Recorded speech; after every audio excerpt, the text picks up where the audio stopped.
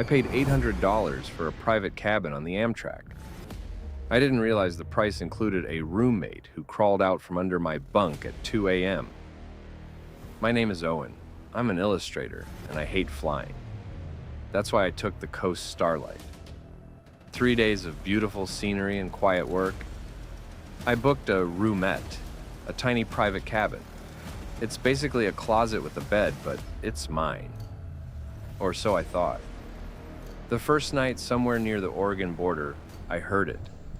A soft, rhythmic scratching, like a dog trying to get through a wooden door. I looked at my cabin door, locked. I looked at the window, just the black abyss of the forest. Then I realized the sound was coming from inside the cabin, directly under my seat. I pulled up the storage latch. Empty. Just my bag. I went back to sleep, figuring it was just the vibration of the tracks. But here's the kicker. At 3:14 a.m., the cabin lights turned on. Not the normal white light. They were pulsing with that deep, violet glow. I tried to move, but my blankets felt heavy. I looked down and saw that they were coated in a thin layer of translucent violet slime. It smelled like bleach mixed with old pennies. I looked at the mirror on the back of the door. In the reflection, I saw a man sitting on the upper bunk. He was wearing a beige cardigan and holding a silver industrial stapler. He looked exactly like the neighbor from Story 1, but his skin was translucent. I could see the blue veins pulsing in his neck. "Owen," he whispered, "you're early for the transition. The second car isn't ready yet." He reached into his cardigan and pulled out a small, six-fingered glove made of human skin. He began to put it on, one finger at a time. Click, click, click. The sound of the stapler echoed in the tiny room. And this is the part that made my blood run cold. I tried to scream, but the violet slime had crawled up to my neck, hardening like fast-acting concrete. The man leaned down, his face just inches from mine. His eyes didn't have pupils, just smooth white orbs.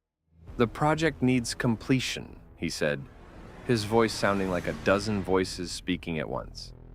"We need your hands for the illustrations. The neighbor is tired of drawing the same cornfields." Suddenly, the train entered a tunnel. The darkness was absolute. I felt the man jump down from the bunk. I felt his six-fingered hand wrap around my wrist. It was impossibly cold. Then, the train stopped. No announcement, no brakes, just a dead halt. The cabin door slid open and two figures in yellow hazmat suits stepped in. They weren't carrying luggage. They were carrying a long, plastic-wrapped tube. "This one is a fighter," the man in the cardigan said. They started wrapping the plastic around my legs. I could feel the static electricity crackling against my skin. The smell of copper and bleach was so strong, I started to lose consciousness. But then, the emergency alarm went off. A real one. A tree had fallen on the tracks a mile ahead. The sudden jolt of the emergency brakes threw everyone to the floor. The violet light flickered and died.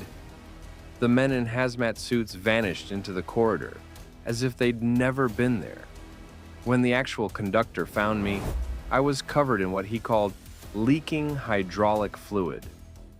He said a pipe had burst in the ceiling. But I know what hydraulic fluid looks like. It doesn't have six-fingered prints in it. I got off at the next station in the middle of nowhere. I didn't even take my laptop. Yesterday I got a package at my new apartment. No return address. Inside was a sketchbook. Every page was a perfect illustration of me, sleeping in that cabin, being wrapped in plastic. And on the last page, there was a staple holding a lock of my own hair. The caption read, "Phase 6, Final Sketch." The Staten Island ferry is free. But tonight, the price was my identity. If you see a man in a yellow suit on the deck, jump overboard. My name is Jax. I'm a bike courier in NYC. I take the ferry every night. It's usually full of tourists and tired commuters. But last Tuesday, I caught the 2 a.m. boat. It was unusually quiet. The fog was so thick you couldn't see the Statue of Liberty. It felt like we were sailing through a cloud of milk. I was sitting on the upper deck, trying to fix a flat tire, when I noticed the engine stopped. We were just drifting. I looked around. There were maybe 10 people on the deck, but they weren't talking. They were all standing in a circle, facing the center of the boat. In the middle stood a man in a full yellow hazmat suit. He was holding a megaphone, but he wasn't speaking into it. He was playing a recording of that violet, violet, violet, violet lullaby. But here's the problem. The passengers weren't scared. They were swaying to the rhythm. I saw a businessman, a nurse, and an old woman. They all had the same expression, blank, wide-eyed, like they were in a trance. I walked up to the nurse. "Hey, what's going on? Why did we stop?" She turned to me. Her skin looked translucent in the fog. She didn't say a word. She just reached out and showed me her hand. She had 6 fingers. Every single person in that circle had 6 fingers. "The neighbor is hosting a dinner, Jax," the man in the hazmat suit said through the megaphone. His voice was distorted, sounding like it was coming from underwater. "And you're the main course." And this is the part that made my blood run cold. The floor of the ferry started to vibrate. Not the engine vibration. It was a wet, slapping sound.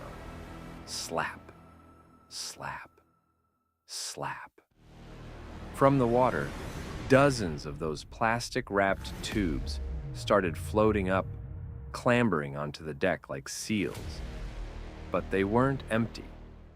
They were filled with that violet slime, and inside, each one was a human face, distorted and screaming behind the plastic.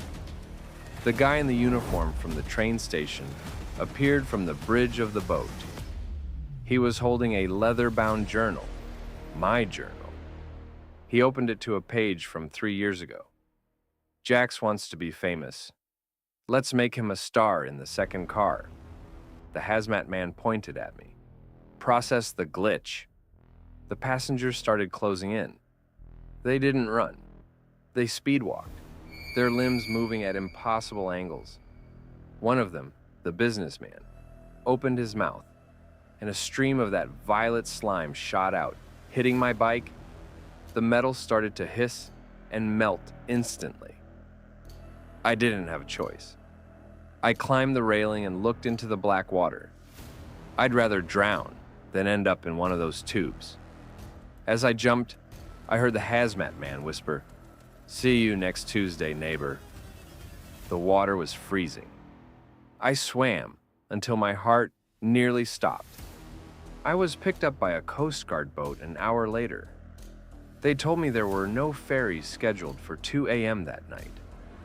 They said I must have fallen off a pier, but when I got home, I looked in the mirror. My eyes, they're starting to change. They look wider, paler. And this morning, I found a small iron staple in my breakfast cereal. I don't go near the water anymore, but sometimes, when it's foggy in the city, I hear the sound of a ferry horn. Only it's not a horn, it's a voice. And it's calling my name, telling me that the second car is finally ready for its star.